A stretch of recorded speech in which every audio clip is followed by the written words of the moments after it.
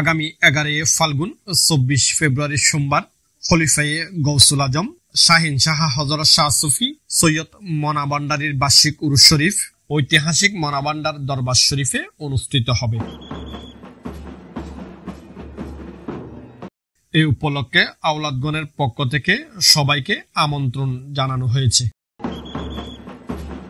রাউজান থানার আওতাধীন চট্টগ্রাম হাপ্তাই সড়ক মদনাঘাট ব্রিজের পরে মিরাপাড়া সৈয়দবাড়ি নামক স্থানে অবস্থিত এই দরবার শরীফ।